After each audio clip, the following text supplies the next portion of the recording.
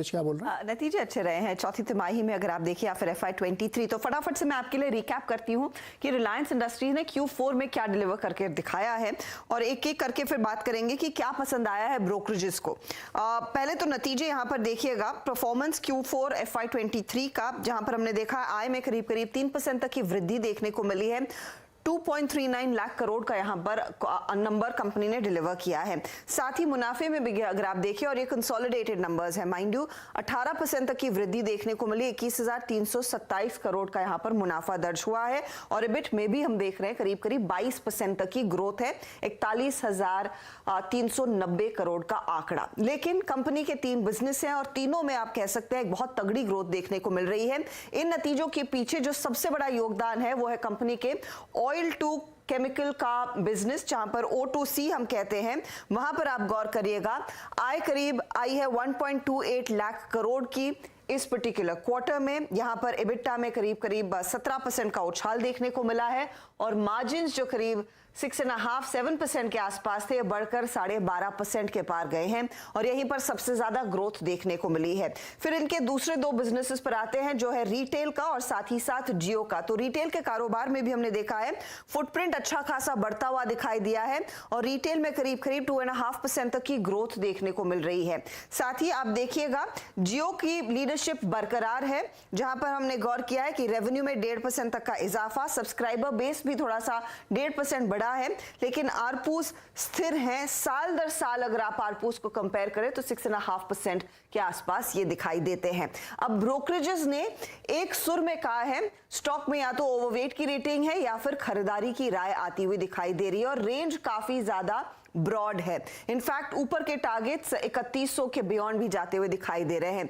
O2C को लेकर brokerages सबसे ज्यादा आश्वस्त है। मजबूत GRM ग्रोथ देखने को मिली है O2C बिजनेस में। यूएस में इथेन और LPG स्टॉक में कमी देखने को मिली, तो इनके बिजनेस को ज्यादा फायदा बनता हुआ दिखाई दिया। साथ ही साथ भरोसा यह भी जताया जा रहा है कि FY24 में, यानी कि इस नए वित्त वर्ष में O2C में ग्रोथ देखने को मिलेगी। एक्सप्लोरेशन बिजनेस में अच्छी खासी ग्रोथ देखने को मिलेगी, और वो सपोर्ट करने वाला है बिजनेस ग्रोथ को। पेट्रोकेमिकल में रिकवरी से ओवरऑल O2C बिजनेस को सबसे ज्यादा सपोर्ट मिलता हुआ दिखाई देगा, या फिर सहारा देखने को मिलेगा। यही नहीं, रिटेल के कारोबार को लेकर भी यहां पर जो फुटप्रिंट कंपनी का बड़ा है, 3,300 नए स्टोर दरअसल इन्होंने खोले हैं पिछले वित्त वर्ष में। वो एक तगड़ा बेस तैयार कर रहा है अगले वित्त वर्ष के लिए, और अगर एरिया वाइज देखें तो 58% रिटेल का एरिया बढ़ता हुआ दिखाई दिया है, और यहाँ पर ग्रोसरी, ऑफ कोर्स इलेक्ट्रॉनिक्स सब शामिल है। स्टोर एरिया बढ़ने से 30% इबिटा CAGR ग्रोथ आती हुई दिखाई दे सकती है, ये भी कुछ ब्रोकरेजेस आपको कह रहे हैं।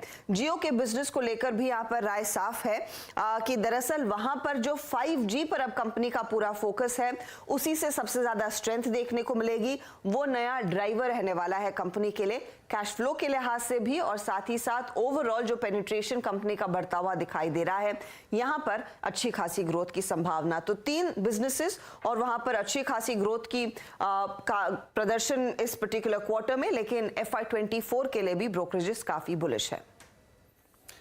ओके, FY23-24 के लिए भी ब्रोकरेजेस काफ़ी बुलिश है। मतलब ब्रोकरेजेस के रिपोर्ट्स हम लोगों ने दिखाया है, जिसमें टारगेट्स वगैरह दिए होंगे, तो वो इंटरेस्टिंग है। और 2700 से 3100-3200 तक की रेंज, एक बड़ी रेंज है।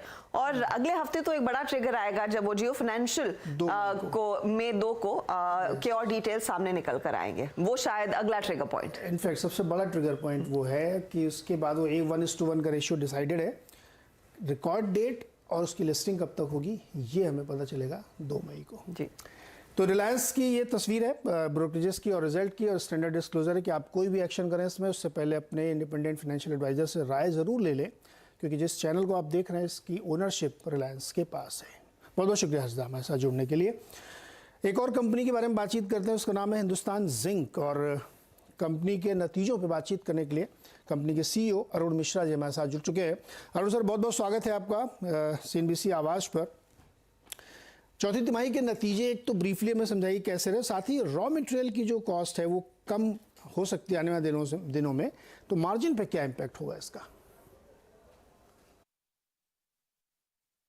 नहीं, अगर पिछला क्वार्टर का हम लोग बात करें तो परफॉर्मेंस काफी अच्छा रहा है, सेटिस्फैक्टरी हुआ है।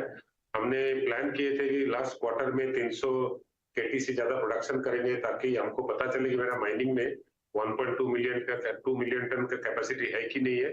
वो हमने कर दिया, 301,000 टन हम लोग प्रोडक्शन किया। और जो मेरा रिफाइंड मेटल है वो हम लोगों ने करीब 269,000 टन। एंड पिछला विगत साल का आप देखेंगे तो जनरली ट्रेंड रहा है हमारा कि हर क्वार्टर में 260,000 टन का आसपास में प्रोडक्शन करने का, ताकि हमारा एंड ऑफ द ईयर में 1040 काइंड ऑफ ए नंबर हम लोग हिट कर पाए। तो हमने जब इस साल अंत हुआ तो 1.03 मिलियन टन हमने प्रोडक्शन कर पाया। सिल्वर प्रोडक्शन लास्ट क्वार्टर में 182 टन था, जो कि लास्ट ईयर का सेम क्वार्टर से करीब 13% ज्यादा था।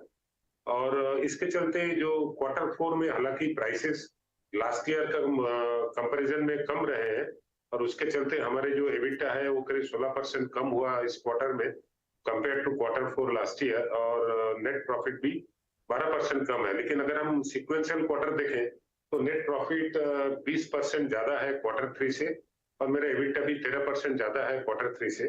और साल भर का नंबर अगर पिछले साल से कंपेयर करें तो हमारे नेट प्रॉफिट 9% ज्यादा है, 10,511 करोड़, और मेरा एबिटा भी करीब 8% ज्यादा हुआ है। So overall very satisfactory year. We had some difficulties, high commodity price in the beginning, low supply, और हमारा जो डोमेस्टिक कोल है उसका सप्लाई कम होता था। हमारे एसिड प्लांट में एक एक्सीडेंट भी हुआ, जाने गए। सो बट H2 में हमारे कोई फैटेलिटी नहीं है। हम लोग ने डोमेस्टिक कोल का सोर्सिंग इंप्रूव किया, कॉस्ट हम लोगों ने कम किया। जो हमारा क्वार्टर 4 में कॉस्ट है करीब $80 पर टन कम हुआ है क्वार्टर 3 से,